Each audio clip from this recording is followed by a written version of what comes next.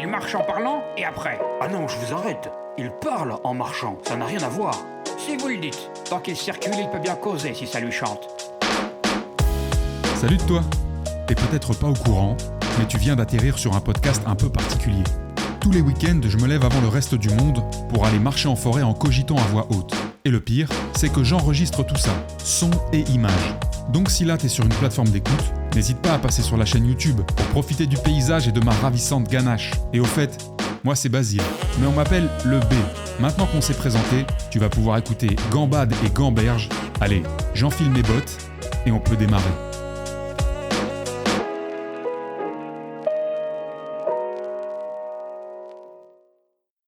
On s'est sûrement déjà tous posé la question, plus ou moins jeune, plus ou moins souvent, mais on a certainement tous des réponses très différentes. Si demain, on était tellement riche qu'on n'aurait plus besoin du tout de penser à gagner notre vie, à gagner de l'argent, évidemment le curseur du tellement riche va extrêmement varier en fonction des individus, en fonction de leur milieu d'origine, en fonction des cultures, en fonction des ambitions, de la famille, de plein de paramètres. Mais c'est pas ça qui va nous intéresser, qui va m'intéresser aujourd'hui. C'est plus de me demander si j'avais tellement d'argent, tellement de revenus, que je pouvais faire absolument ce que je voulais, littéralement me payer tous les mois un vol spatial touristique sur une des sociétés de Musk, de Bezos ou de Branson, qui coûte un petit peu d'argent pour ceux qui sont renseignés sur le sujet. Si j'avais autant de capital disponible, il y a plusieurs questions que je me pose. Parce que la question qu'on se pose, c'est qu'est-ce que je ferais ? Qu'est-ce qu'on ferait ? Qu'est-ce que je ferais avec tout cet argent ? Qu'est-ce que je vais faire de tout cet oseille ? Comme nous enseigne le philosophe contemporain. Mais c'est plutôt... Je suis plus intéressé par la vision de diviser cette question en plusieurs. Qu'est-ce que je ferais plus ? Qu'est-ce que je ne ferais plus du tout ? Qu'est-ce que, du coup, je pourrais faire que je ne fais pas déjà ? Qu'est-ce que je fais déjà et que je continuerai à faire peut-être d'une autre manière ? Qu'est-ce que j'optimiserais ? Et je ne sais pas si ça va être clair, mais qu'est-ce que je ferais une fois pour toutes ? C'est-à-dire qu'est-ce que je réglerais définitivement ? À grand coup de dollars ou d'euros, qu'est-ce que je réglerais ? Qu'est-ce que j'éteindrais comme sujet dans mon existence et potentiellement dans celle de mes proches ? Alors ça fait un tas de questions, ça fait un très beau champ de digression potentielle. Déjà, qu'est-ce que je ferais plus ? Je ne sais pas si c'est la bonne première question par laquelle attaquer. Ce que je ferais plus, c'est de potentiellement m'angoisser à certaines fins de période, à certains enchaînements.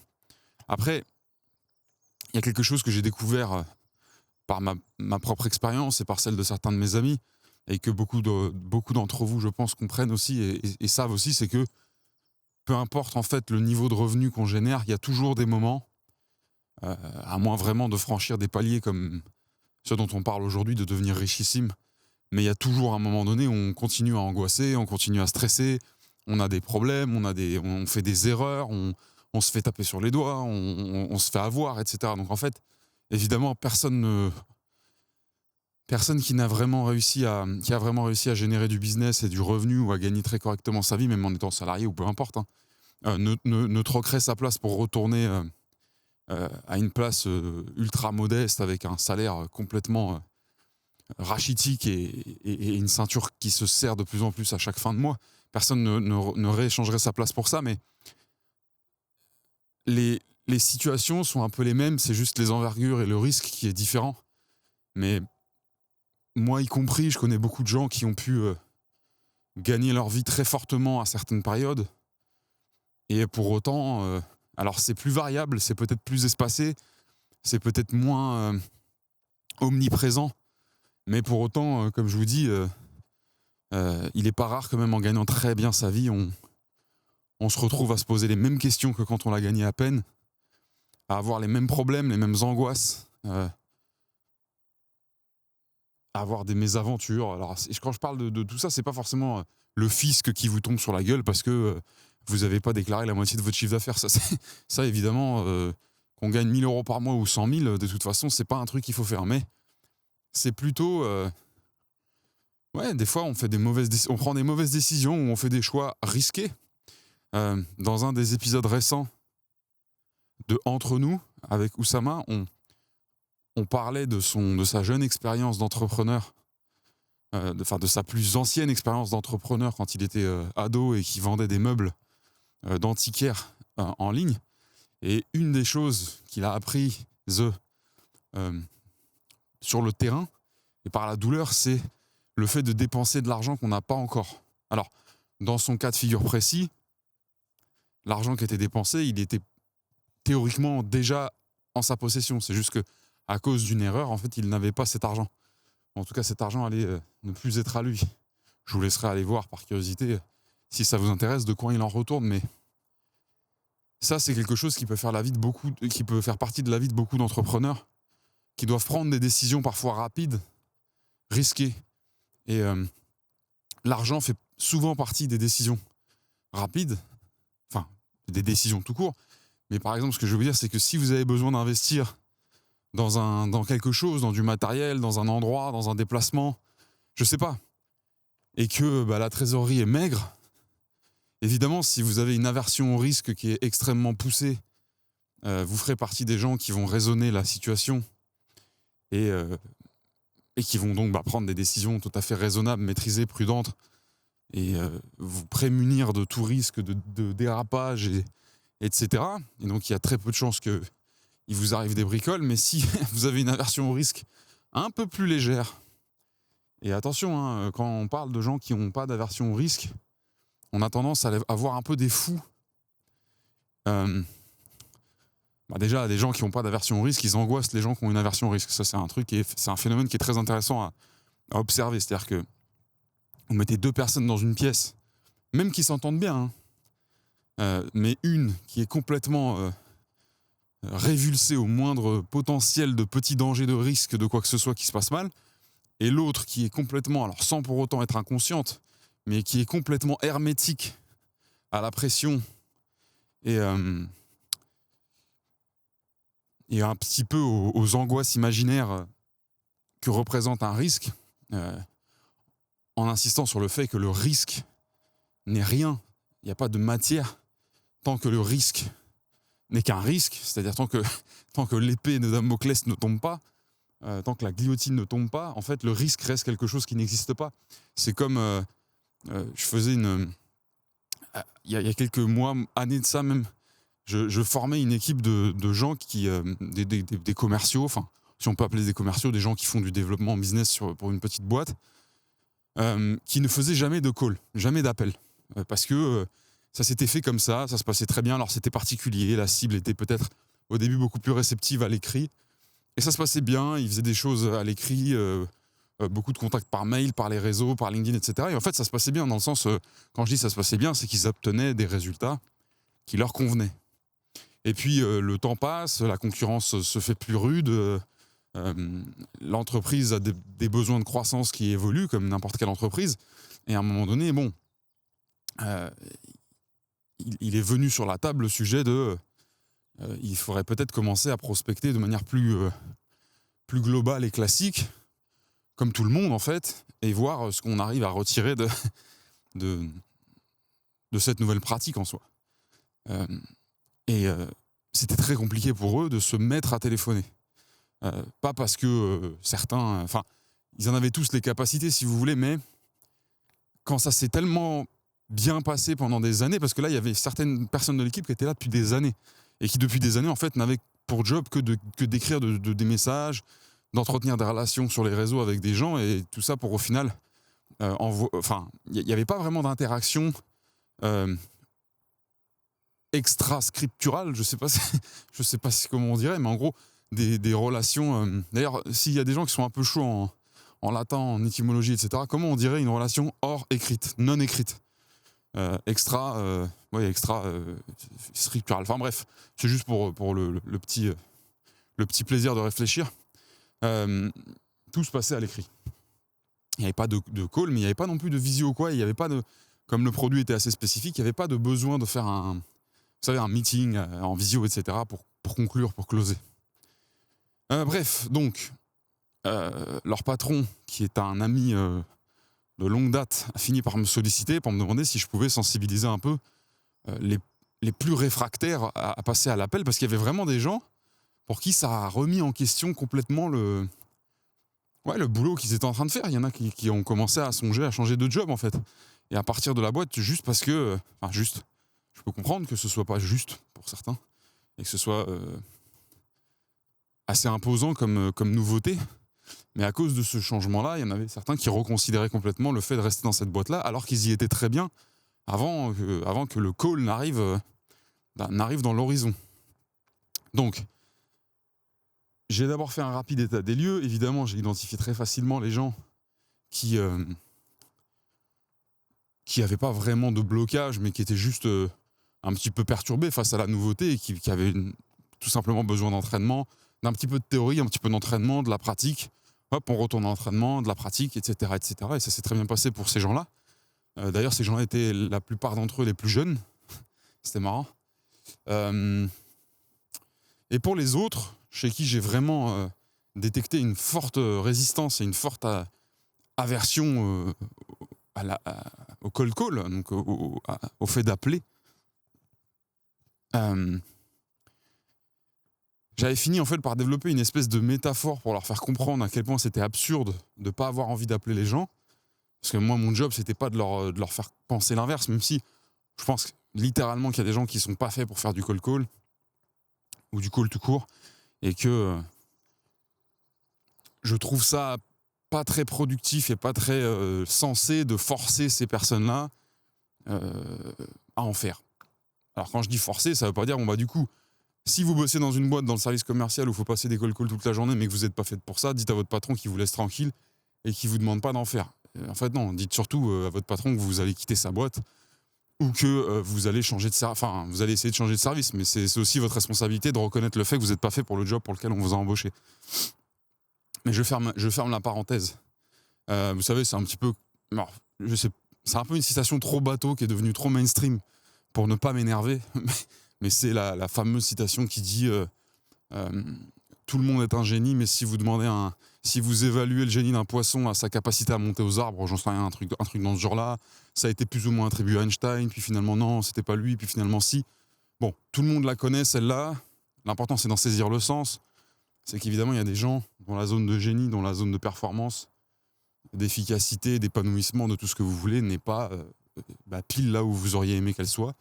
Et donc, faire appeler quelqu'un qui est né pour ne pas appeler, c'est un peu bête. Pour tout le monde d'ailleurs, hein. Pas que, quand je dis tout le monde, c'est les trois parties. La personne elle-même, la personne qui embauche, c'est qui paye cette personne, et la personne qui va être appelée, ou les personnes qui vont être appelées. Donc, la petite métaphore que j'avais développée pour essayer de les aider à enjamber ces différents blocages, c'était la métaphore du saut dans le vide. Enfin, pas du saut dans le vide, mais du saut, imaginons, deux falaises rapprochées suffisamment pour pouvoir, avec de l'élan, sauter de l'une à l'autre, face à face, hein, avec un énorme ravin entre les deux, et donc du vide jusqu'à plus finir, et des bons rochers bien tranchants en bas pour que ce soit comme ça, au moins ça donne envie. J'utilisais cette métaphore pour leur expliquer que ce dont ils avaient peur, c'était du vide. Parce qu'en soi, moi, ce que je leur demandais, c'était de prendre l'élan, comme tout le monde était en mesure de le faire, de me faire confiance et de sauter de l'autre côté, qui était à une distance tout à fait raisonnable. Alors là, je pragmatise ma métaphore, si j'ose dire. Et la raison pour laquelle certains d'entre eux ne voulaient pas le faire, c'est par peur, mais pas par peur enfin, la seule chose dont ils ont peur, dans ce cas-là, dans ce cas précis, c'est du vide. Ce qui leur fait peur, c'est le vide. Et en soi, le vide n'existe pas. Si on enfonce la métaphore dans ce sens, c'est-à-dire que ce qui empêche des gens de sauter, c'est quelque chose qui n'existe pas, qui n'est pas palpable, qui n'est pas physiquement là. Enfin, c'est là sans être là. Alors que normalement, ils devraient avoir peur du fond, ils devraient avoir peur de... Enfin bref, mais ce qui fait peur, c'est le vide. Et donc, se concentrer sur le vide, c'est oublier de se concentrer sur ce sur quoi on a un réel contrôle, à savoir l'élan et le saut, et surtout la destination, l'autre paroi, l'autre berge, entre guillemets. Et évidemment, moins vous prenez votre élan, plus vous y allez à petits pas lâches et hésitants, moins vous serez capable d'effectuer un saut valide, et donc plus vous aurez peur, parce que vous serez en plus conscient du faible potentiel de votre saut à venir. Donc, à un moment donné, c'est ça l'idée. Bon, la métaphore est peut-être... Elle était beaucoup plus stylée à l'époque où je la sortais. En tout cas, ils avaient compris et j'avais fait un superbe schéma au tableau. Mais pour revenir là-dessus, sur l'aversion au risque, il y a vraiment des gens pour qui le risque, c'est un gros problème. Le moindre risque, en fait. C'est pas juste le prendre des risques mortels. On peut comprendre qu'en fait, personne n'a envie de risquer sa vie à la moindre occasion. Mais il y a des gens pour qui une once de risque, de riscounet, en plus sur un sujet qui n'est pas forcément primordial, ça va suffire à les traumatiser au point de tout faire pour s'en prémunir et éviter, quoi. Donc on est dans... Enfin, on en connaît tous, hein. Les gens ultra prudents, etc. Et donc, si vous mettez une personne complètement hermétique aux effets délirants, néfastes du risque, les effets de peur, hein, je parle, hein, dans la même pièce que quelqu'un qui est 100% terrifié par le risque, vous allez voir que la personne qui a une aversion au risque va être insupportée assez rapidement. En tout cas, c'est ce que j'ai constaté moi dans mes relations. Je vais pas en faire une loi générale scientifique, mais je trouve que les gens qui ont une aversion au risque sont toujours ceux qui sont insupportés par les gens qui n'en ont pas. Et c'est pas l'inverse. C'est rarement l'inverse. C'est rarement les gens qui n'ont aucune aversion qui sont agacés par l'aversion des autres. Au risque, hein, bien sûr. Ils sont presque même amusés plus. C'est comme s'ils avaient été vaccinés contre quelque chose. Alors, pourtant, ce sont les gens qui sont le plus en danger et qui d'ailleurs, parce que ça serait trop beau de dire qu'il suffit de ne pas avoir d'aversion au risque, ce sont aussi ceux qui se font le plus mal quand ça se passe mal. Hein. Qu'on soit extrêmement clair là-dessus. Sinon, d'ailleurs, toute la peur, toute l'appréhension, toute l'aversion au risque des gens qui en souffrent ne serait fondée sur rien. Mais si cette aversion, si cette appréhension est, solide et tenace et difficile à éliminer, c'est parce qu'elle repose sur des faits, sur des expériences, sur des histoires, sur des choses qui font peur. Il y a des gens qui se sont fait extrêmement mal en prenant beaucoup de risques. Et parfois en prenant assez peu, finalement. Pour moi, la chose qui règle toute l'équation, enfin qui devrait régler toute l'équation, c'est de dire même ceux qui n'ont pris aucun risque, ont parfois mangé le mur plus fort que d'autres qui en avaient pris. Je ne sais pas si c'est assez clair, mais en gros, voilà. Et le simple fait que même ceux qui n'en ont pas pris risquent quelque chose devrait automatiquement nous pousser à choisir le camp du risque. Alors évidemment, ça peut être un risque maîtrisé, un risque réfléchi, si ça se dit, mais le risque doit être accepté, en fait. Il y a une profession, alors je ne sais plus si c'est dans la finance, mais la gestion du risque.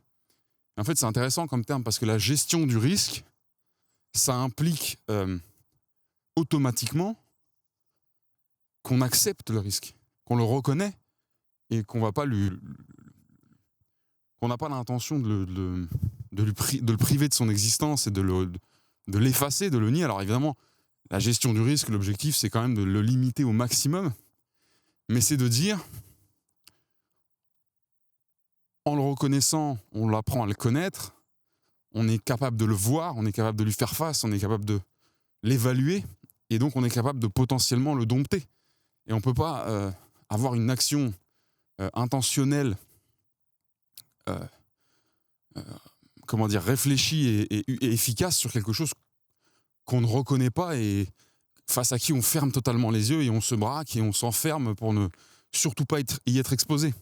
Les gens qui ont une aversion au risque monumentale, en fait, ils renient le risque, qui de toute façon sera là. Et c'est ça qui est assez amusant avec eux, c'est que leur fantasme, c'est qu'il n'y en ait jamais du risque.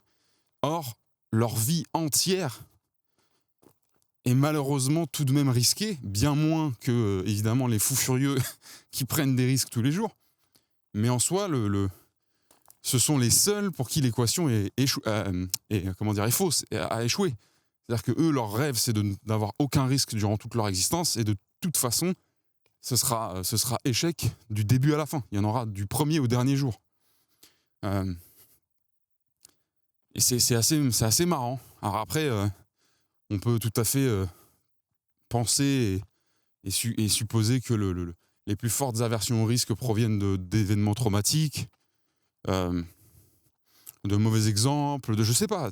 Évidemment, hein, j'imagine que si vous avez grandi avec un père ou une mère joueuse ou joueur ou alcoolique qui rentrait du taf en contresens sur l'autoroute tous les jours et que vous avez failli mourir 18 fois dans votre enfance, que vous soyez un petit peu rigide dans la circulation et que vous rouliez les deux mains à 10h10 toujours à 10 km/h en dessous de la limitation de vitesse, vous voyez ce que je veux dire en caricaturant ça, on peut le comprendre et ne pas vous blâmer. De toute façon, il n'y a rien à blâmer là-dedans.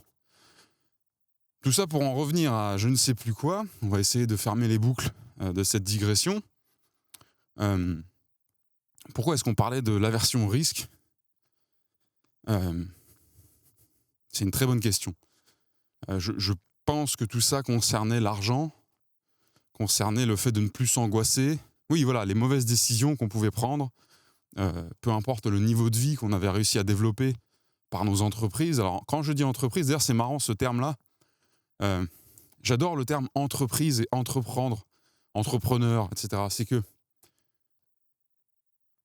les gens ont du mal à comprendre on a du mal à comprendre, mais j'ai l'impression que ce sens-là ne touche qu'assez peu de monde. C'est entreprise, une entreprise, les gens voient ça comme une société. Évidemment, c'est aussi un terme qui permet de définir une société. Mon entreprise, quand je dis bonjour, voilà mon entreprise de carrelage. Vous entendez, bonjour, voilà ma société de carrelage. De pose de carrelage, évidemment. Alors que moi, quand j'entends entreprise, même si j'entends aussi le pan société du terme, j'entends ce que la personne est en train de faire. Ce que la personne a entrepris, littéralement. Et c'est marrant parce que j'ai l'impression que ce sens-là, il échappe à beaucoup de monde. Une entreprise n'est pas forcément une société. C'est-à-dire, si vous avez décidé d'organiser je ne sais quel événement, je ne sais quelle chose, etc., on peut considérer que ça, c'est votre entreprise du moment. Alors pourquoi jouer sur le sens de ces mots-là, etc. Parce que ça définit tellement mieux ce métier, cette voie.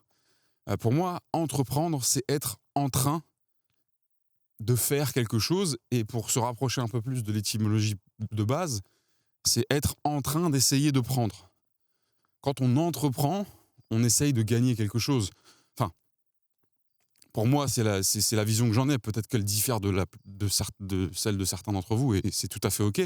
Mais la mienne, c'est de se dire, on entreprend parce qu'on essaye de gagner quelque chose. Gagner, ça ne veut pas dire nécessairement de l'argent. On peut essayer de gagner une liberté, on peut essayer de gagner un niveau de vie, on peut essayer de gagner une place au milieu de certains pairs, peu importe quoi. Mais on est en train d'essayer de prendre. On est en train de prendre, et donc on entreprend. Alors, ce qui est étrange, c'est la vraie racine étymologique de entre quelque chose, c'est plutôt de le faire entre plusieurs individus, entre plusieurs personnes. Et c'est là où le sens racine m'échappe un peu, parce que pour moi, entreprendre, il n'y a pas de vrai rapport collectif multiple. C'est plutôt être en train de prendre quelque chose. Voilà. Donc, c'est la sensibilité que j'ai sur ce mot-là qui pour moi, me permet d'avoir un sens de l'entrepreneur qui est différent de ce que je pense le commun des gens entend quand on dit bonjour, entreprise, entrepreneur, entreprendre, etc. Voilà. Donc, quand on est entrepreneur, peu importe son envergure, on peut prendre des mauvaises décisions. Voilà, c'était ça le pourquoi du comment on parlait de l'aversion au risque. La aversion au risque, pour ceux qui n'ont toujours pas saisi. Et on peut dépenser de l'argent qu'on n'a pas vraiment encore. Mais ça peut être vital de le faire. Et moi, je l'ai vu de mes yeux à plusieurs reprises et dans des envergures très variées, donc dans des toutes petites envergures et dans des envergures monumentales, c'est-à-dire dans des cas de figure où une entreprise qui génère plusieurs dizaines, voire dizaines de millions par an de chiffre d'affaires, prend la décision de faire une dépense de presque une dizaine de millions à un moment donné où on n'est pas encore sûr que la trésor est dispo. Enfin sûr, on n'est jamais rien n'est jamais sûr, mais là, on n'était vraiment pas sûr du tout. Moi, j'ai été témoin de ça et c'était bluffant de voir avec quelle simplicité c'était géré, parce que c'était géré par des gens d'une expérience monumentale, avec un sang-froid monumental également, qui envoyait d'ailleurs beaucoup plus de signaux d'appartenance au camp de l'aversion, au risque, alors qu'en réalité, de par leurs actes et de par leurs initiatives, on pouvait constater qu'en fait, sans être des fous furieux kamikazes, ils étaient très capables de gérer et d'accepter le risque dans beaucoup de leurs décisions. Et ça, c'était très, très, très intéressant à regarder. C'était vraiment l'habit ne fait pas le moine, quoi. C'était des gens qui étaient d'une froideur avec les chiffres qui était assez exemplaire, et pour autant qui pouvaient prendre des décisions à une vitesse et une intensité qui ressemblaient plus à celle d'un genre d'entrepreneur beaucoup plus fougueux, beaucoup plus solaire.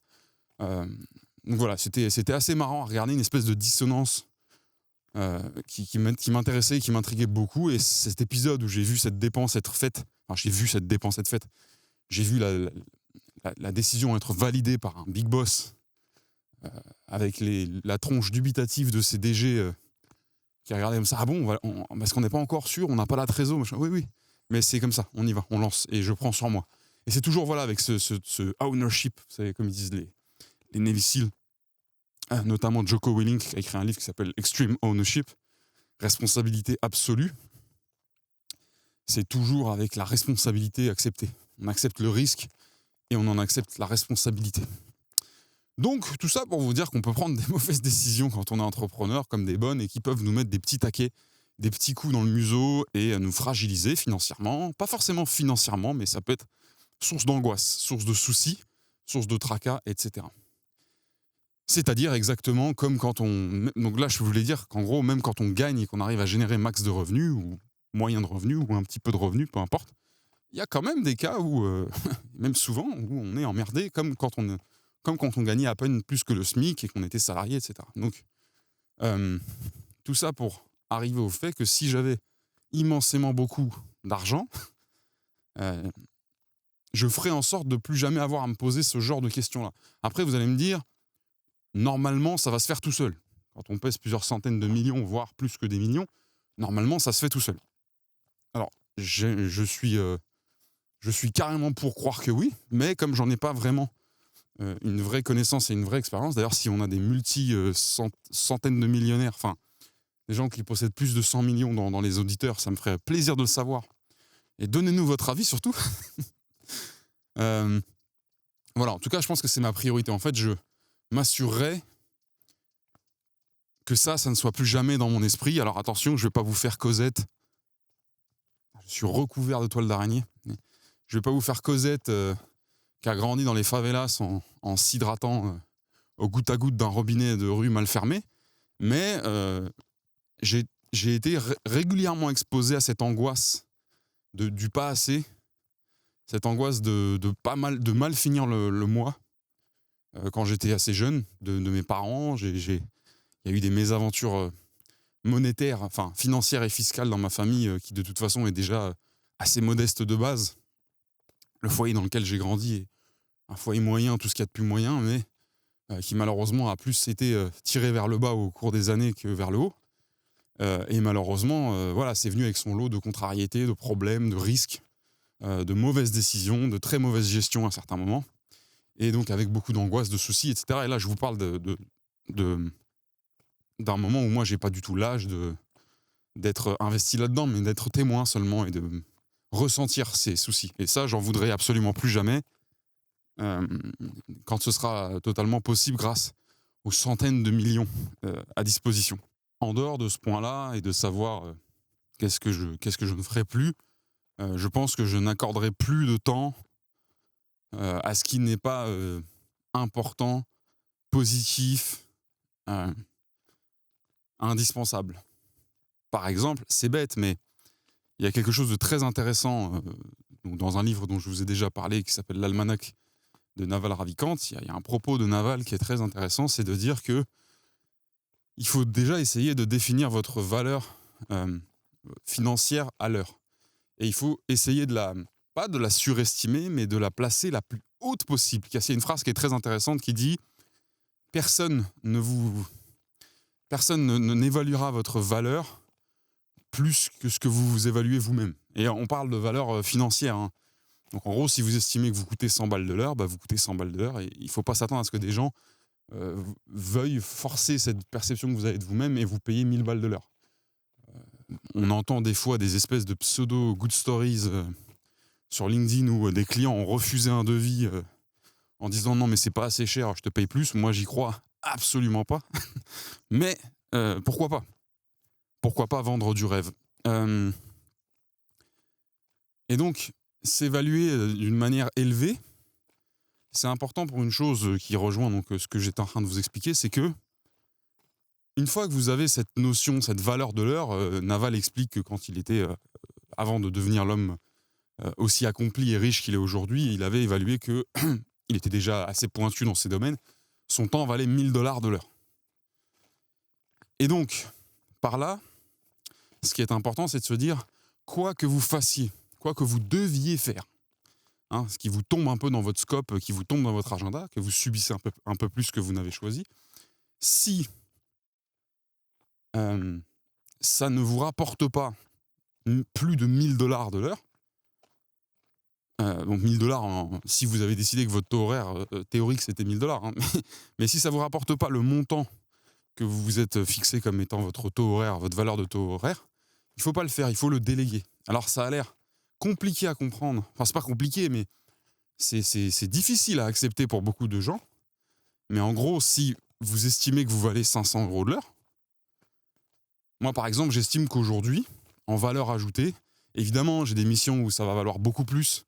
Et des fois, je rends des services pour des amis, pour des proches qui sont un peu plus dans des capacités limitées et je descends ce tarif-là. Mais moi, je pense qu'une heure de mon temps aujourd'hui vaut normalement 500 maximum de l'heure dans une conversation raisonnable avec des gens avec les fesses serrées, entre guillemets, qui sont un peu prudents. Mais en soi, si je devais être dans cette optique, donc si vous lisez le livre, vous comprendrez ce que veut dire le fait de l'évaluer au maximum, la plus haut possible. Moi, je pense que voilà, une heure de mon temps, ça vaut 1000 €.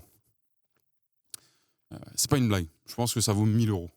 Alors attention, vous allez me dire, oui, mais attends, ça veut dire que quand tu dors, tu perds 8000 €. Bon. Pas de cynisme, pas de... Enfin si, soyez cynique si vous en avez envie, mais là, j'essaie de vous faire passer quelque chose d'un peu plus décroché et d'un peu plus intéressant. Si vous estimez que votre temps vaut 1000 € de l'heure, caricaturons et prenons mon exemple, et comme ça, si ça vous pose des questions, posez-les-moi. Si demain, on m'impose d'aller me rendre à un endroit pour signer un papier et récupérer je ne sais quelle commande à la con que j'aurais passée sur Internet et qui finalement n'a pas pu m'être livrée directement à mon domicile, et donc je n'ai d'autre choix que de me déplacer pour aller la récupérer. Imaginons que ça sacrifie une heure parce que circulation, parce que déplacement en véhicule, parce que machin, parce que c'est... je sais pas dans quelle zone d'activité.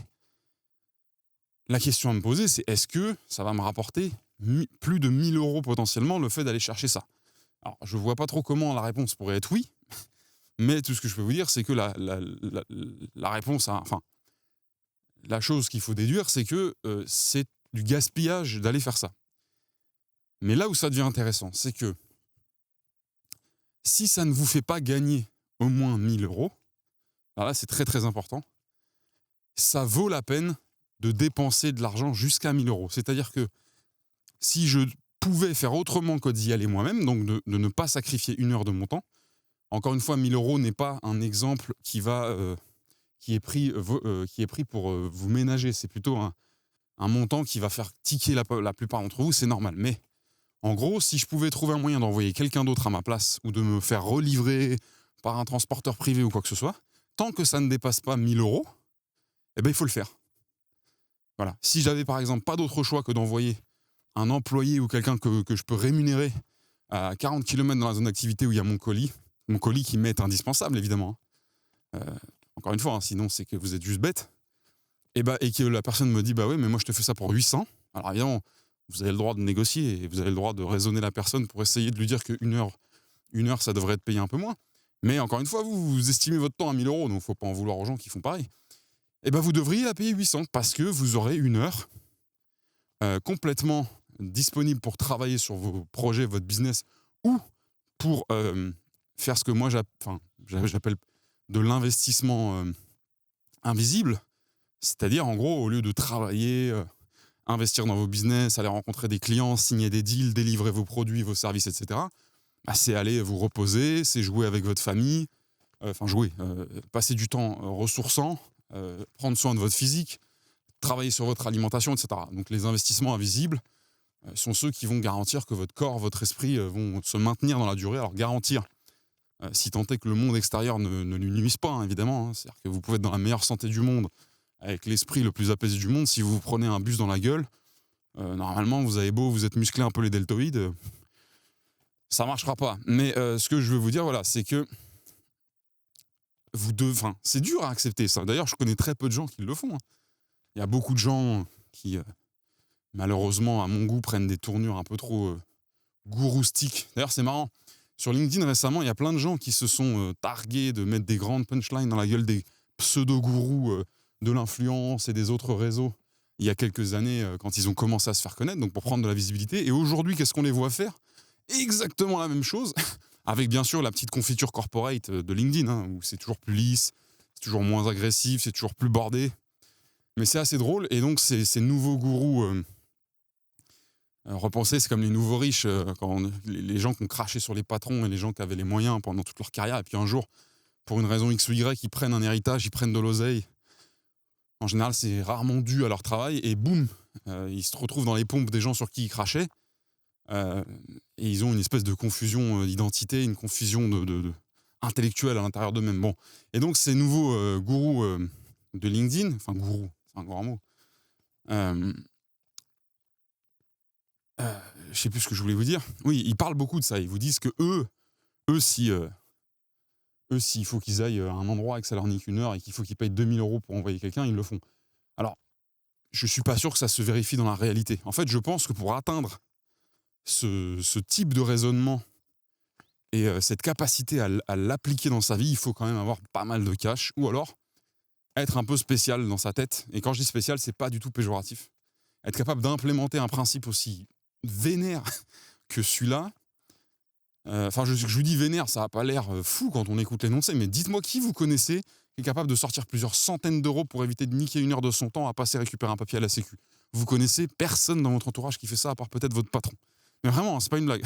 Et pourtant, moi, je connais des gens riches, et les gens riches, ils vont faire pareil.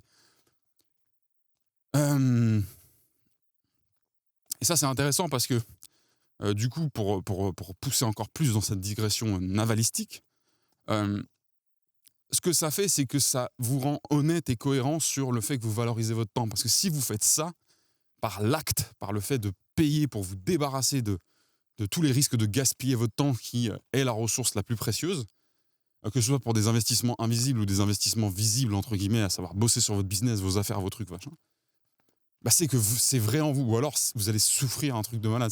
Si vous valorisez pas vraiment votre temps et que vous faites ça, vous allez pleurer la nuit. Et donc, en fait, ça renforce votre cohérence et votre défense de votre temps, et ça vous responsabilise. Parce qu'en fait, si demain, vous avez évité d'avoir à vous déplacer entre 10h et 11h parce que vous vous dites non, entre 10h et 11h, c'est pas forcément que vous aviez un truc ultra important de prévu. Parce que là, on va plutôt considérer que vous vous débrouillez. Imaginons, par exemple, demain, entre 10h et 11h, je dois enregistrer un podcast avec Benoît Dubos, avec Théo Maréchal, avec n'importe qui, et que c'est hyper important pour moi parce que c'est des créateurs que j'aime énormément et que j'ai une opportunité de faire ce joli contenu et que je ne veux pas passer à côté. Et qu'il n'y a pas de vraie possibilité de déplacer ça. Et là tombe une convocation ou un besoin de me déplacer exactement sur cette tranche horaire-là que je peux théoriquement pas non plus trop négocier, pas trop décaler. Là, évidemment, je vais être beaucoup plus enclin à dépenser, à me tordre en 6 pour pouvoir me démerder et trouver une solution pour pas me déplacer. Parce qu'il y a un espèce d'enjeu énorme. Mais même si on enlève l'enjeu, on doit avoir ce comportement. Et sans stress, si possible. C'est-à-dire que c'est juste un réflexe, en fait. C'est comme faire un choix par défaut. Il ne faut pas faire des choix par défaut.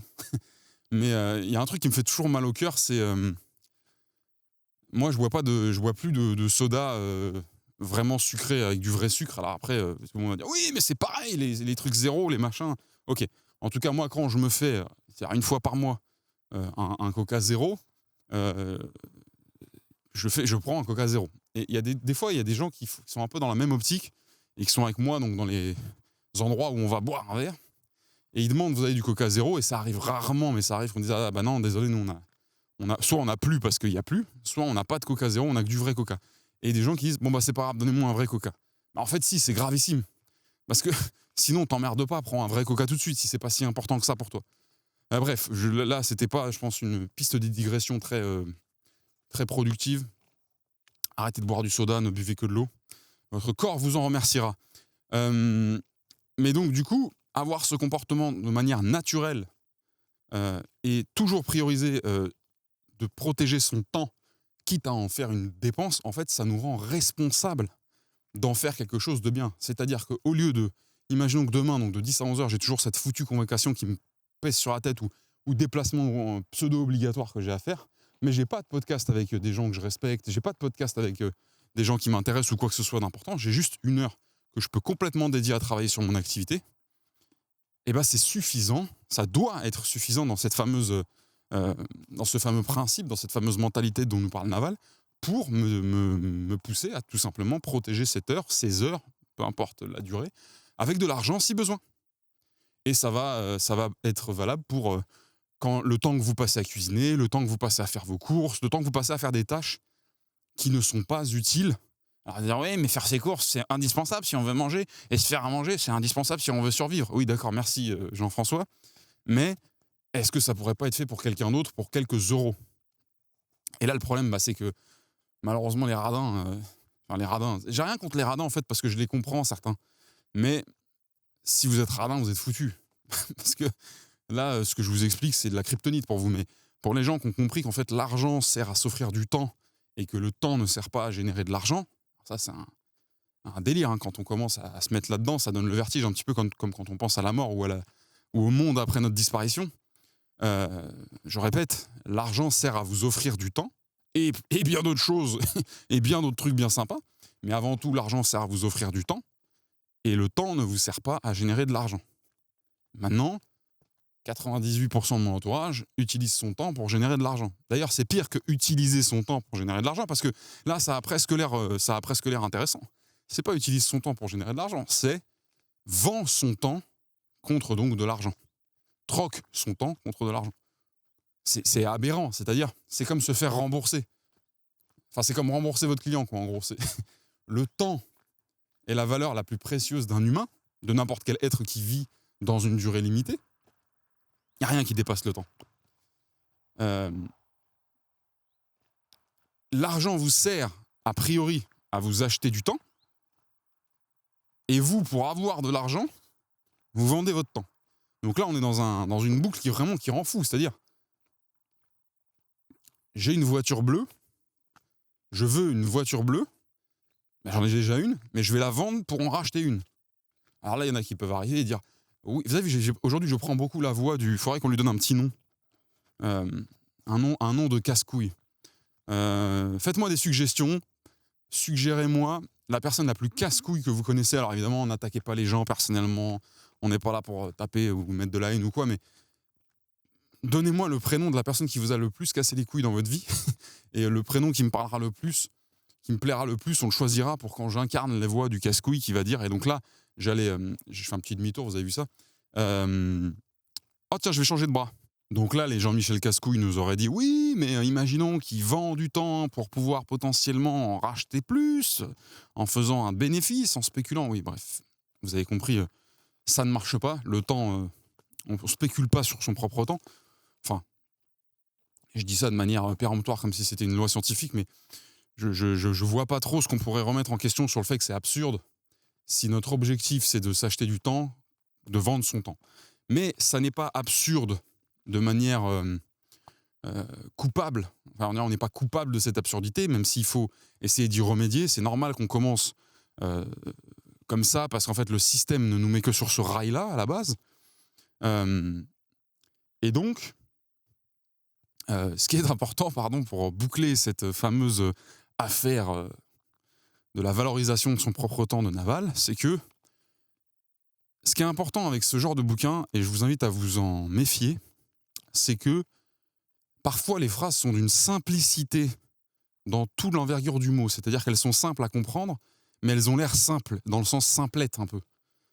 Et en fait, ce genre de phrases peuvent constituer, en tout cas dans le livre de Naval, c'est quasiment toutes les phrases, mais peuvent constituer sans pour autant pouvoir être détectées comme telles, des petites bombes à retardement. Bombes positives, bien sûr, vous avez compris, bombes de sens, bombes de percussion. C'est comme si c'est de la sagesse cachée. Mais pourquoi cachée ? Parce qu'en fait, elle n'est pas présentée sous forme de sagesse, elle est présentée pour être sûre d'être digérée, mais malheureusement, elle ne se révélera dans l'esprit peut-être que d'une certaine partie de la population, et c'est pas que dans la partie de la population qui est brillante, qui a fait le MIT ou quoi, je sais pas, des fois c'est juste un concours de circonstances, on a un levier, un signal qui nous permet de faire éclore la sagesse à l'intérieur. Enfin bref, je vois ça un petit peu comme une pilule. Vous savez, les pilules qu'on prend, qui sont des espèces de petits bouts de plastique, enfin j'ai l'impression que c'est du plastique, s'il faut vous allez dire, mais absolument pas, Jean-Michel, c'est du... j'en sais rien. Vous savez, les petites pilules, quoi, où dedans il y a de la poudre, qu'on pourrait prendre d'ailleurs comme des cachets, mais là on a la poudre qui est enfermée dans une pilule. Cette pilule, dans ma théorie, qui est juste une supposition personnelle, quand elle arrive dans le bol gastrique, donc dans l'estomac, les acides, en tout cas le cocktail corrosif qu'il y a dans le bide, fait fondre l'enveloppe et donc donne accès à notre système, à la poudre, à la molécule. Et c'est comme si en fait ce genre de phrases-là, c'était des petites pilules qui ont l'air comme ça complètement bêtes, enfin pas bêtes mais simples, et qu'en fait parfois, chez beaucoup de gens, cette pilule-là ne fond pas à l'intérieur du système et donc elle est digérée et expulsée de la même manière.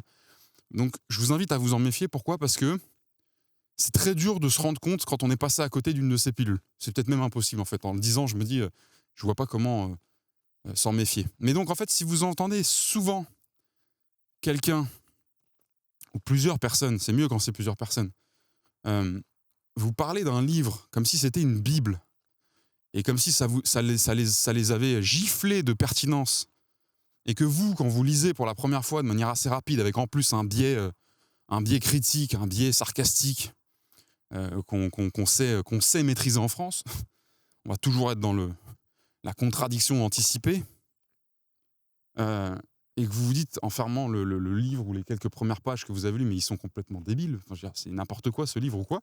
Alors il se peut très fortement que vous ayez raison, attention.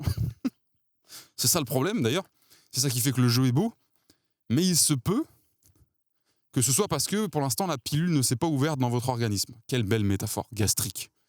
Et donc, je vous invite à vous méfier de vous-même en fait, parce que les livres comme Naval Ravikant, ils sont plébiscités par beaucoup de gens, et le bon signal, c'est pas que la masse, et votre coiffeur compris, alors rien contre les coiffeurs, hein, j'embrasse tous les coiffeurs et les coiffeuses, mais si la masse seulement plébiscite un ouvrage, c'est peut-être pas nécessairement parce que c'est un festival de sagesse, mais peut-être parce que c'est des mots qui inspirent, sont des mots qui touchent, et c'est aussi un vecteur excellent pour faire passer des idées importantes. Hier, j'ai eu la chance d'avoir un call avec Matteo de Oliveira, dont je vous parlerai, qui devait durer à peine 1 heure et qui en a duré plus de 3, où en faisant du sparring partner, du sparring tout court, de flow, d'idées, de pensées, on est arrivé au fait que l'idée pour être mobile et pour être interfaçable entre individus doit être portée par des émotions. Les émotions sont les véhicules des idées, là où on pensait plutôt que les histoires, oui, sont des véhicules des idées, mais en fait c'est plutôt les émotions qui vont les rendre digestes et qui vont les rendre mobiles. Voilà. Donc je ferme cette parenthèse-là, mais j'aimerais bien, si tant est que mon flow du jour me permette de revenir à ce sujet, j'aimerais bien vous parler de Matteo. Si c'est pas là, ce sera dans un prochain épisode, ne vous inquiétez pas. Pas de stress. Ici, on digresse. Voilà. Avec une rime en prime, parce que ça fait plaisir. Donc, essayons d'avancer. Parce que là, en fait, j'ai le soleil en pleine gueule, et je ne sais pas si vous le sentez dans la petite déconfiture de mes phrases, mais c'est violent, c'est plein yeux. Alors, je devrais mettre, en fait, l'iPhone pile devant, mais comme je marche, ça saute une fois sur deux, et ça m'aveugle. Vous voudriez pas que je perde la vue, quand même, comment je ferais Gambade et Gamberge si je pouvais pas voir où je fous les pieds. Ce serait très drôle, remarque, si je m'explosais la gueule toutes les 2 minutes. Mais là, on changerait de catégorie de podcast, on passerait dans humour et gag. Et alors que c'est pas vraiment l'objectif de base. Donc, dans l'almanach de Naval Ravikant, qui encore une fois, pour ceux qui ne connaissent pas cet ouvrage, que je vous recommande très fortement, qui d'ailleurs est traduit en français pour les gens qui n'ont pas trop de facilité à lire l'anglais, ça n'est pas un livre qui a été écrit par Naval Ravikant, mais par Erik Jørgensen, qui a centralisé, si j'ose dire, synthétisé, centralisé, concentré tout le nectar de sagesse que Naval Ravikant, qui est toujours vivant à l'heure actuelle, hein, bien sûr, a pu disperser et semer un peu partout sur ses réseaux, dans les interviews auxquelles il a participé, etc. Donc voilà, donc ça a l'air simple de se dire qu'il faut valoriser son temps à un très haut niveau, mais c'est pas la valoriser et de se dire « Ah bah moi je pense que je coûte 500 €. En fait, à chaque fois que vous avez quelqu'un qui vous dit qu'il coûte tant de l'heure, on pourrait aller sur LinkedIn, hein, on pourrait faire ce jeu sur LinkedIn d'aller voir tous les gens qui ont comme moi, hein, qui ont un Calendly avec un tarif. D'ailleurs, moi j'ai un Calendly toujours sur mon LinkedIn avec un tarif de coaching où je faisais, je fais toujours, hein, pour ceux qui réservent et qui prennent la peine de venir, c'est juste que j'ai la flemme j'ai la lâcheté, la procrastination de m'en occuper, mais je vais arrêter petit à petit les coachings comme ça, parce que déjà c'est pas du tout rentable par rapport au reste de mon business, et c'est pas un format en fait qui me convient énormément. J'en parlerai peut-être plus tard, mais donc voilà. Donc méfiez-vous de ces petites perles de sagesse qui sont contenues dans des livres, mais surtout dans des phrases qui ont l'air simplettes, parce que elles regorgent souvent de beaucoup de vertus, de beaucoup d'intérêt pour vous et d'opportunités pour vous d'améliorer pas mal de choses. Donc si demain, oui, ce que je voulais vous dire, c'est que si on faisait un tour sur LinkedIn et qu'on allait voir tous les gens qui se mettent à 500 € de l'heure, à 300 € de l'heure ou quoi que ce soit, ça serait intéressant d'être une petite souris dans leur vie et de voir si quand ils sont menacés de perdre une heure par des éléments extérieurs dans leur vie, est-ce que vraiment ils sont prêts à aller jusqu'à une dépense allant à leur taux horaire qu'ils ont fixé? Parce que la réponse, elle est clairement non, mais c'est comme ça. Parce qu'on a toujours l'impression que faire les choses soi-même et s'en occuper, c'est aussi ça, être actif. Mais à un moment où on atteint un certain seuil de rentabilité, on est responsable en fait du fait que son temps a une valeur monétaire et on est responsable de protéger cette valeur si on veut être franc et droit dans ses pompes en disant qu'on veut tout faire pour que le business avance. En plus de ça, vous voyez la vertu de ce système-là, c'est-à-dire que même si vous avez fait une dépense, mais que derrière vous avez pu bosser pour générer plus de cash, ça peut déjà vous mettre un petit coup de pied au cul. Ça vous rend cohérent, comme je vous le disais, dans votre responsabilité, dans votre souveraineté sur votre temps. Et surtout, entre aller se taper 2 fois 35 minutes de RER pour aller récupérer un papier dans une administration où vous allez avoir l'impression que vous cassez les couilles à tout le monde, et vous vous demandez pourquoi vous payez des impôts en sortant de ce bâtiment-là, où ça va vous foutre dans un mauvais mindset en vous en perdre votre temps, potentiellement vous ferez voler votre iPhone 14 Pro par des pickpockets, vous avez compris, je caricature. Entre ça et rester chez vous, faire ce que vous aimez et ce qui produit de la valeur dans votre business, à quel moment vous ne comprenez pas que c'est la deuxième option qui est valable? Voilà, donc moi et ma grande gueule, je vous assure qu'en ce moment, j'essaye de faire le maximum pour toujours préserver mon temps productif. Il y a des phases dans ma journée ou dans ma semaine où en fait je sais que c'est marrant. C'est-à-dire que c'est comme si dans ma semaine, en fait mon temps a une valeur variable. Et ça, je pense que c'est très mauvais de se laisser aller à cette pratique-là, à cette religion-là. Je pense qu'il faut se dire que son temps a une valeur constante. Mais moi, j'ai un peu du mal avec ça et pour l'instant, j'ai du mal à accepter en moi-même que mon temps a une valeur constante. Et donc, il y a des moments dans la journée où j'estime que mon temps a une valeur variable parce que je me dis de toute façon, même là, même si je pouvais bosser, je ne serais pas bon, je ne serais pas productif. Et c'est une erreur parce qu'on peut toujours faire avancer le schmilblick un peu plus. C'est un excellent post de Thibault Louis qui disait récemment, c'est un des rares posts que j'ai capturé, vous savez, en faisant une capture d'écran. Donc Thibault Louis, si vous ne connaissez pas, qui est un des GOAT de LinkedIn, notamment qui est passé par le ghostwriting, etc., mais qui maintenant s'est spécialisé sur la gestion des solopreneurs, des solop, comme j'ai le plaisir d'avoir conçu le mot grâce à mon copain, pendant une conversation avec mon copain Thomas Rivol.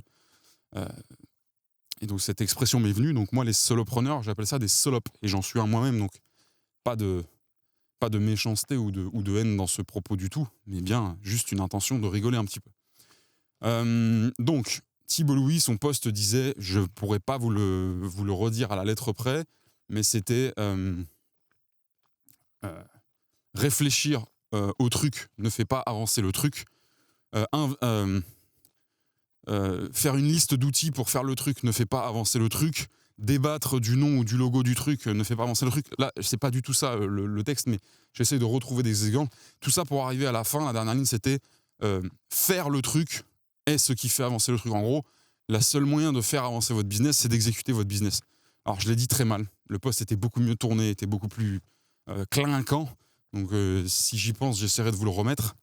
Mais tenez, je vais essayer. Voilà, ça me fait faire des... Ah bah non, je suis bête. On a nos amis qui ne nous regardent pas, qui nous écoutent. J'allais dire, je vais vous mettre une capture, mais pour que ce soit égalitaire et qu'il n'y ait pas que les gens qui ont la vidéo qui soient garnis. J'allais vous mettre une capture. Bah, bref, je vous mettrai peut-être dans la description. On verra, je trouverai un moyen. Et de toute façon, si vous êtes curieux, vous vous démerdez, vous allez voir Thibault Louis, vous scrollez dans ces 260 000 posts récents et vous allez trouver ce post-là. Et je trouvais ça très intéressant parce que peu importe le moment de la journée, peu importe l'énergie qu'on a, peu importe à quel point on se sent plus ou moins productif, on a une opportunité pendant cette heure-là de faire le truc, c'est-à-dire de faire notre business, d'exécuter, de délivrer. Et quoi qu'on ait comme productivité, quoi qu'on arrive à avancer comme distance, aussi petite soit-elle, on aura avancé. Et donc, le réflexe de se dire « ouais, mais mon temps vaut pas la même chose tout le temps », en fait, c'est un mauvais réflexe parce que de toute façon, si vous vous donnez la peine de faire le truc de telle heure à telle heure, même si c'est à 1h du matin, même si vous êtes nul par rapport à ce que vous abattez d'habitude, eh ben vous avez fait le truc. Vous l'avez fait avancer. Ça me permet de citer une deuxième personne qui a été pour moi un peu un grand frère dans le sales au début quand je suis arrivé. C'est un mec qui s'appelle Victor Vatus, qui est un Français expatrié au Canada depuis belle lurette maintenant, qui est un génie du sales, qui a bossé pour des très grosses boîtes, qui a été un peu tout dans l'échelle du sales, et qui a fini par monter plusieurs entreprises, notamment une qui s'appelle Sell Me This Pen. Vendez-moi ce stylo, qui fait du recrutement un peu de sales d'élite et du placement de sales d'élite sur le marché US. Parce que lui, il est évidemment en Amérique du Nord, donc même s'il est francophone, il est beaucoup plus actif sur la partie US. C'est un mec brillant. Et je l'avais découvert dans le podcast d'un autre pote à moi que j'aime beaucoup et que j'embrasse, qui s'appelle Elric Legloire, qui est certainement l'humain français qui a déployé le plus de contenu gratuit en ligne concernant le métier de BDR, SDR et maintenant Sales, qui est vraiment un mec qui a le cœur sur la main et qui est d'une générosité intellectuelle sans limite, que je vous invite d'ailleurs à aller découvrir. Il a créé SDR Game. Ça rigole pas, attention, il y a une newsletter, une chaîne YouTube, il y a vraiment du gros contenu. Allez le découvrir, comme ça me permet de vous donner des petites pépites et de soutenir des gens que j'aime énormément. Et donc, il avait invité Victor dans un de ses podcasts il y a longtemps, je vous parle de ça il y a plusieurs années, et Victor disait, si tous les jours, c'est pareil, c'est typiquement le genre de phrase, tu l'apprends, ça a l'air de rien, et en fait, quand on est réfléchi a posteriori, c'est exactement le conseil qu'on devrait donner à tout le monde, c'est si tu prends le truc que tu dois faire et que tu le fais avancer tous les jours, un petit peu, dans la bonne direction, bah, ça compound et voilà. Alors, ça compound et voilà, c'est moi qui le rajoute, mais il a dit ça d'une simplicité, j'essaierai de retrouver pareil le passage, mais c'est en gros, voilà, le job d'un sales, c'est de faire avancer tous les deals et donc son pipe de manière globale, bah, si tous les jours tu fais avancer le truc un petit peu dans la bonne direction, t'es sûr de gagner. Ça a l'air ridicule parce qu'on se dit oui, mais un petit peu, c'est pas suffisant. Oui, mais enfin, si tous les jours tu fais avancer un petit peu le schmilblick, tu fais le truc, comme disait le poste de Thibault Louis, plutôt que de réfléchir au truc, plutôt que de débattre sur le truc, plutôt que de penser à d'autres trucs, etc. Bah, y a ce fameux effet du compound effect, donc des intérêts composés, des effets cumulés. Et ça aussi, d'ailleurs, c'est quelque chose qui est repris dans le livre de Naval. Et c'est comme ça, en fait, qu'on atteint la victoire. Et c'est pas... Alors oui, on peut parfois faire des gros sprints, mettre des grands coups de collier, mais c'est pas nécessairement la meilleure manière. Alors que quelqu'un qui est sûr et qui est stoïciste un peu dans son approche en se disant « moi, je vais mettre ma main sur quelque chose que je sais pouvoir faire bouger et je vais le faire bouger et je vais le faire avancer, je vais le pousser dans la bonne direction », bah, cette personne-là, elle est quasiment certaine d'obtenir un résultat sur le long terme. Et elle peut se coucher. Enfin, en fait, si vous voulez, le pouvoir de ça, c'est de se dire, c'est indubitable. C'est-à-dire qu'il n'y a pas de, on peut pas remettre en question le fait d'avoir fait avancer tous les jours un petit peu son sujet. On peut pas douter de, ah tiens, est-ce que j'ai fait avancer? Non, on le sait. Par contre, ce qui peut nous déborder, ce qui peut nous neutraliser, ce qui peut nous décourager, c'est de se dire qu'on veut tellement en faire beaucoup que bah, on est submergé. Comment ils disent en anglais? Ils disent overwhelmed. Tu vois, on est un peu. Enfin, il y a sûrement un mot parfaitement adapté en français, c'est juste que là, je ne l'ai pas. On est complètement submergé, débordé par l'envergure de ce qu'on veut faire. Et donc, on s'auto-décourage, alors qu'en fait, notre job, c'est juste de venir, tac, et de pousser dans la bonne direction tous les trucs en cours qu'on prétend vouloir faire réussir et aboutir. Voilà, je ferme la parenthèse. J'embrasse encore une fois très fort et avec tout mon respect pour le travail accompli et leur carrière d'Elric Legloire, pas Eric, Elric Legloire et Victor Vatus, donc respectivement de SDR Game et de Sell Me This Pen. Je vous invite réellement à les découvrir. Et j'en reviens pour boucler sur Naval. Donc, vous avez compris cette fameuse idée de la valorisation du temps. Et tout ça pour dire que si j'étais richissime demain, j'appliquerais ce truc à la perfection de ne jamais... Alors après, vous allez dire, oui, Jean-Michel Cascou, il dira, oui, mais forcément, quand on est multimillionnaire, tout le monde fait tout pour soi. On se torche même pas le cul, c'est des gens qui torchent nos gamins, on fait pas nos courses, etc. Bah en fait, oui. Alors oui, ça peut piquer parce que bah, nous, on est obligé d'aller faire nos putains de courses à Carrefour Market, etc. Mais quelque part, c'est tellement évident que dès qu'on a de l'argent, on va se décharger de tout ce qui prend du temps pour rien. D'accord, mais c'est normal. Et d'ailleurs, ça reflète l'importance de tout ce qu'on vient d'expliquer. Sinon, pourquoi tous les gens fortunés feraient ça? Si c'était absolument important et épanouissant d'aller faire ses courses à Carrefour Market, même les milliardaires de chez nous, enfin les milliardaires vivants, iraient le faire. Or, ils ne le font pas.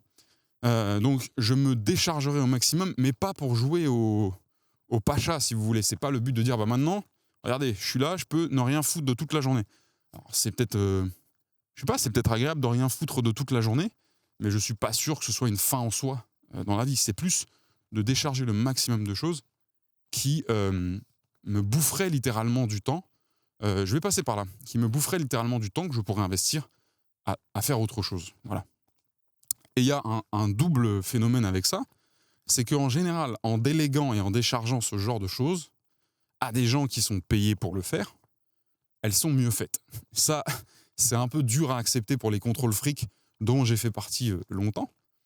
Mais quand vous faites cuisiner vos plats par un chef ou par une personne, un cuisinier, qui fait ça par passion, ou en tout cas qui a décidé d'en faire son métier toute la journée, il y a de fortes chances. Alors après, vous pouvez être un cordon bleu, ça ne fonctionne pas forcément si vous êtes vous-même un ancien cuistot, etc. Mais il y a de fortes chances que ce soit mieux fait que si c'est vous qui vous y colliez de manière assez détachée et balayée, enfin rapide, parce que vous n'avez pas vraiment le temps d'y accorder de l'importance. Et quoi de plus appréciable que de s'asseoir à une table où on vous pose une assiette bien faite devant vous, où vous savez que l'assiette respecte ce que vous avez donné comme consigne, soit pour le goût, soit pour les macronutriments et pour la répartition calorique de l'assiette. Quand parfois je regarde les vlogs de notre pote Yomi Denzel, que je vous invite également à découvrir si vous ne connaissez pas, donc sur Internet, qui a été un peu le king du dropshipping français et qui est devenu un entrepreneur brillant qui est maintenant basé à Dubaï. Et quand je regarde un peu il fait des vidéos un peu sur sa vie, etc. régulièrement pour inspirer un peu plus un peu sa communauté et puis pour montrer un peu ce qu'il fait. Et j'adore les moments où ils se mettent à table parce que je les ai vus visuellement de mes yeux. Les moments où ils se mettent à table avec ses colocs, parce qu'il n'y a rien d'extraordinaire, ils ont juste un chef qui leur fait à bouffer des trucs selon les demandes, c'est rien d'incroyable, et c'est pas un chef étoilé, il n'y a pas 45 000 € de valeur marchande dans chaque assiette, c'est des assiettes toutes simples, mais bien faites, qui respectent soit un cahier des charges nutritionnel, soit un cahier des charges gustatif, et c'est vraiment genre, bon, j'ai fini mes 3-4 heures de deep work, de travail intense, je sors, et là je m'assois, et je suis avec mes potes, et on n'a rien à réfléchir, c'est déjà sur la table et on peut bouffer. Et ça, vraiment, je vous garantis, ça a une valeur énorme. Donc, ça a une valeur, donc ça a un prix, ça a un coût qui va évidemment varier en fonction de la région du monde dans laquelle vous vivez. Mais c'est un coût qu'en vaut le coup. Je ne sais pas si ça veut dire quelque chose, mais tout ce qui a une valeur a un coût, évidemment. Donc, ce n'est pas un luxe que tout le monde peut s'offrir. Mais dès que c'est dans vos cordes, je vous recommande de vraiment y songer. Voilà. Donc si j'étais blindé, je ferais plus un certain nombre de choses, et ça c'est clair, net et précis. Maintenant qu'on a passé quasiment tout l'épisode à parler de cette première question de qu'est-ce qu'on ne ferait plus, il y a d'autres questions qui vont se poser, qu'on pourra reprendre potentiellement dans de prochains épisodes pour pas que celui-ci soit trop long, parce que j'estime que j'ai pas envie que ça dépasse un certain nombre de temps. Je vais peut-être même réduire un chouïa la durée et me rapprocher plus de l'heure plutôt que de l'heure et demie. Pas pour des raisons logistiques, je suis très honnête avec vous, c'est pas pour faire plus court parce que j'ai d'autres choses à faire après, c'est parce que j'ai envie de le faire comme ça, et puis ça me permet de moi de pouvoir continuer de marcher un petit peu derrière. Donc les autres questions qu'on peut se poser sur ce thème-là, c'est ok, maintenant que j'ai dit ce que je voulais plus faire, qu'est-ce que je ferais? Qu'est-ce que je réglerais en premier lieu? Je vais changer de bras, je vais regarder l'heure pour voir à peu près où on en est, et on avance ou pas sur le sujet juste après. Après mûre réflexion de 14 secondes, j'ai décidé qu'on reprendra peut-être ce thème de ce qui se passerait si l'argent était illimité demain dans les prochains épisodes. Pourquoi ? Parce qu'il me reste quelques minutes pour respecter à peu près le timing que je voulais tenir pour vous parler d'autre chose et pour vous tenir un petit peu au courant. Vous l'avez peut-être remarqué, dans cet épisode, j'ai commencé directement. Et j'ai essayé, tout en me laissant librement digresser, comme certains l'auront aussi noté, j'ai essayé d'être le plus... le plus dense possible dans ma fourniture de réflexion. Et ces 3 points-là, je vais vous expliquer, enfin pour ceux qui l'auront certainement déduit d'eux-mêmes, tant pis, je vais dire quelque chose d'évident, mais ces 3 points-là, je les ai appliqués pour la raison que récemment, j'ai sollicité et reçu donc énormément de feedback de votre part, et ça, je vous en remercie, c'est extrêmement sincère. Surtout pour ceux qui ont pris le temps d'en faire des constructifs, et pas de simplement... Alors, je suis très content quand on m'envoie des feedbacks, des compliments, et qu'on me dit c'est super, continue. C'est très agréable, et ça fait plaisir de savoir, et c'est important aussi.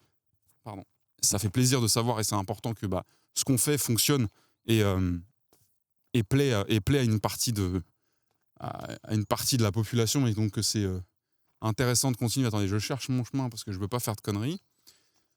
Mais il y a des gens qui m'ont envoyé des choses quand même un peu plus étoffées, avec des retours et des recommandations, etc. Et je les en remercie. Et j'en ai posté un sur LinkedIn il n'y a pas très longtemps. Et parmi les quelques feedbacks applicables, et pas trop théoriques, parce qu'évidemment, il y a des feedbacks où c'est juste ouvrir à des réflexions de tiens, ça serait intéressant si on changeait tel truc et tout. Et il y a des feedbacks qui sont très directs. Et il y a 3 feedbacks que j'ai reçus qui ont été très directs. Le premier, c'est celui qui m'a le plus touché dans le sens normal, c'est...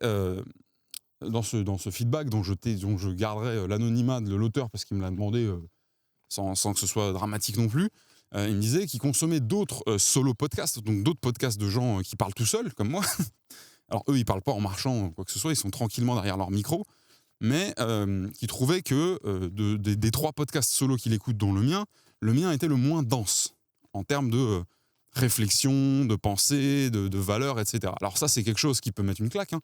De toute façon, il faut partir du principe que si vous sollicitez des feedbacks, il faut être prêt à encaisser le feedback.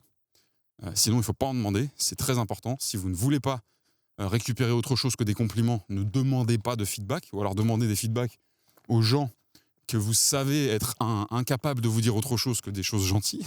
Mais vous serez tout aussi lâche qu'eux. Donc entre lâches, on s'entend bien.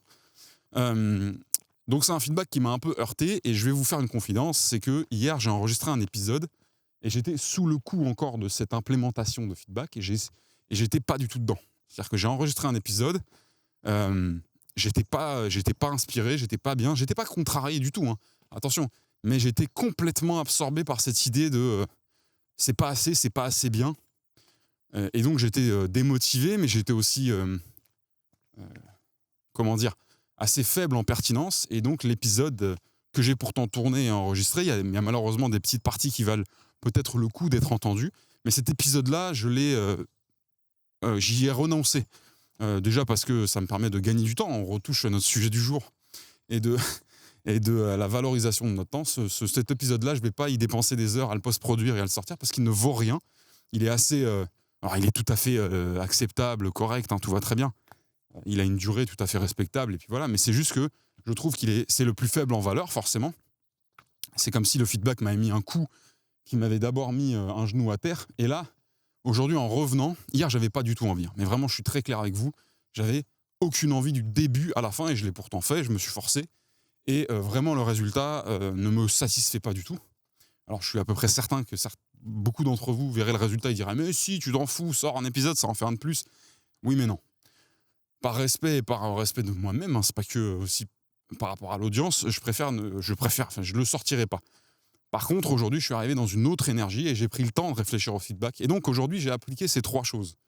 Enfin, j'ai appliqué les choses. Donc, le fait de reconnaître, d'accepter que je peux gagner en densité et pas de juste le prendre comme un reproche.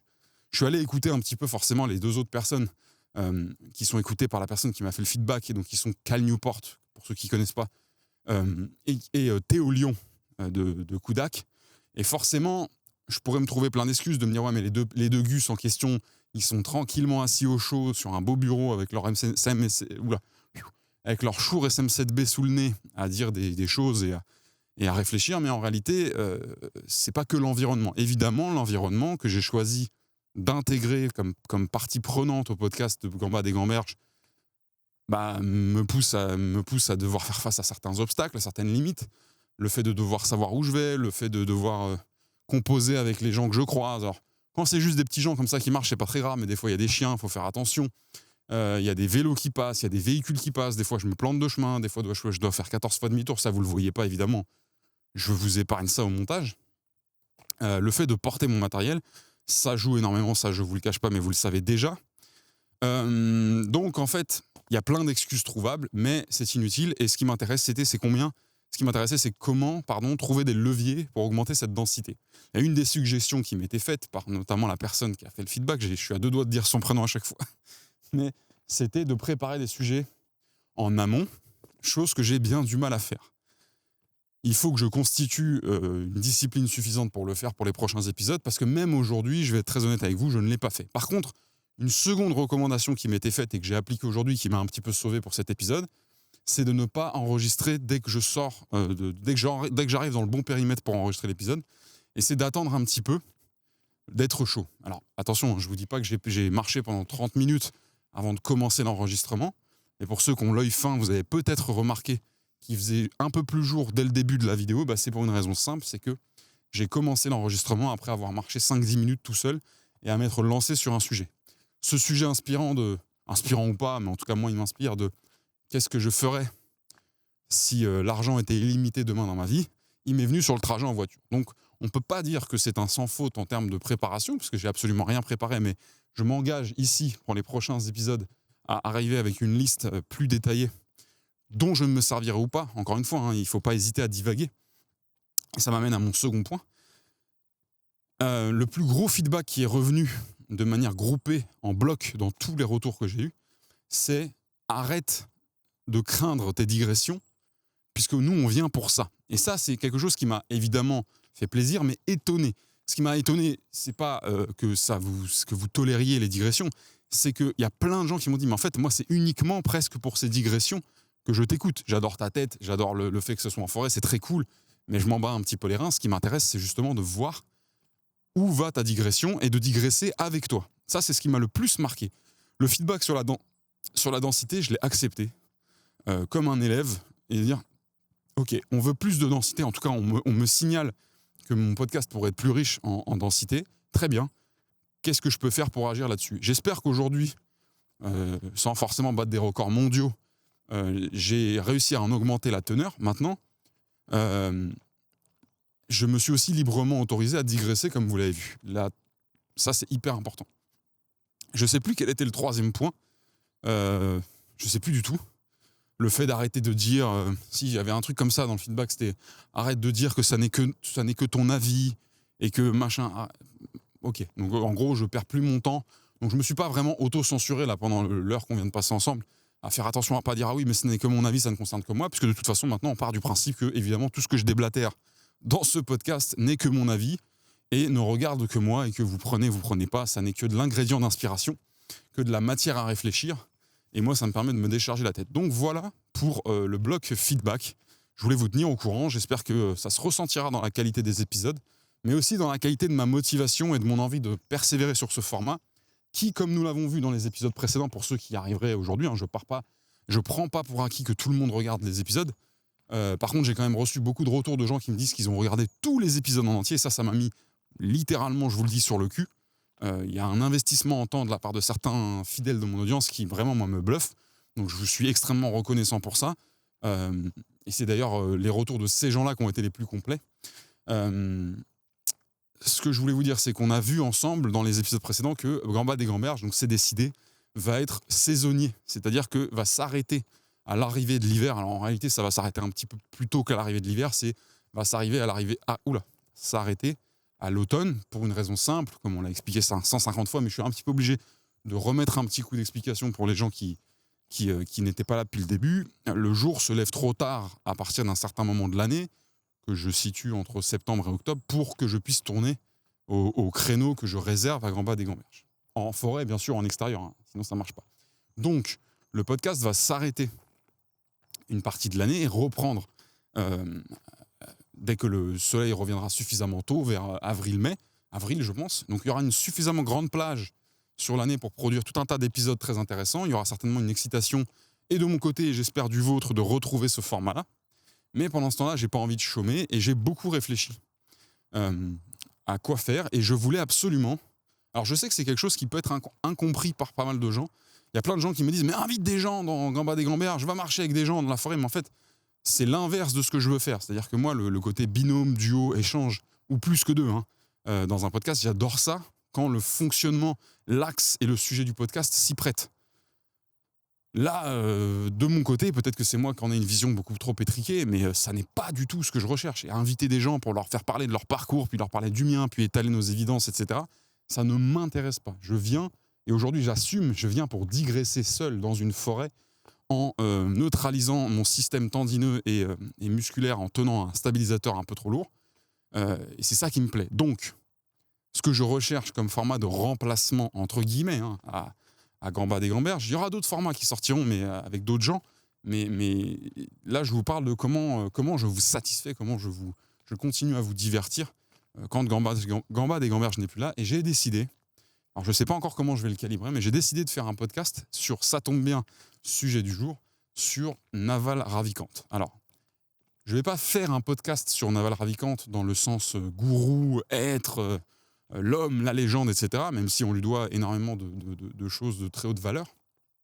Je vais faire un podcast plutôt sur son savoir, sur ce qu'il a diffusé, sur tout ce qui a été contenu dans l'almanach, mais aussi au-delà, et sur toutes les leçons cachées, la sagesse cachée, l'implémentation qu'on peut en faire, les exemples, les débats que ça peut générer, aussi les idées supplémentaires que ça peut provoquer en moi et qui pourraient être intéressantes de partager, surtout le savoir qui découle de Naval.